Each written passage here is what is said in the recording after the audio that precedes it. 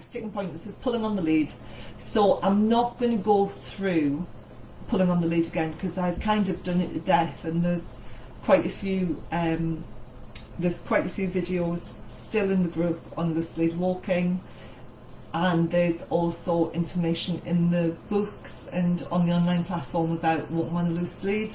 But what I will say is, if you are using a figure of 8, don't use the double flick, because head collars are quite severe, and if you do the flick, you're going to really hit the nose and high up on the neck. So I never use a double flick. What I do with a gen con,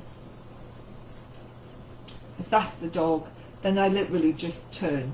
So you would have the dog here, and you would literally just go like that, and you would just turn your hand in, and that is enough of a correction for a dog on a gen con. You don't do any kind of flicking, any kind of jerking, pulling, none of that. It's just a really gentle movement, because the head collar is such a powerful piece of equipment. It says it's a gentle leader, but really there's nothing gentle about head collars. They're quite severe pieces of equipment.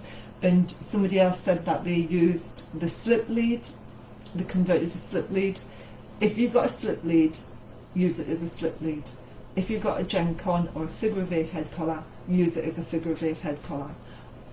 When we buy equipment, we should be buying the equipment to do a specific job, and not fudging stuff, not saying, oh, I'm gonna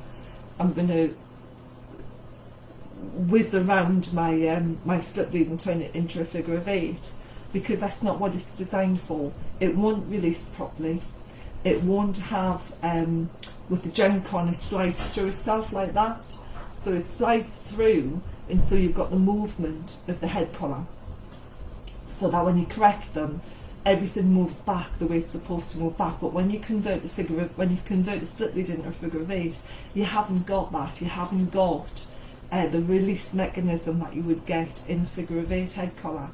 And so, they're not hugely expensive. If you need a figure of 8, get a figure of 8. If you need a slip lead, get a slip lead. If you need a half check, get a half check. If you need a regular lead, use a regular lead. But don't use equipment for something that it's not designed for, because all that can happen is it won't be as effective, and you run the risk of damaging your dog. Both of those things, which as good dog owners, which we all are, we don't want to risk those things. So if you need a figure of 8, get a figure of 8. I always use gen cons, because of where my dog's just been let out, because of where the pressure point is behind the ear. And also in my line of work, because I work with a lot of aggressive dogs, I want to be able to put a muzzle over the top of the head collar, and there's only a couple of head collars that let us do that successfully, and one of them is a gen con. And I like the gen con because it's flat webbing. There's no rubbing of rope on the head, on the nose. I don't use a raw head collar ever, because I don't want to risk rubbing on the nose with the rope. So I hope that answers your question, and I hope that demonstration was enough feeling in relation to using the figure of 8.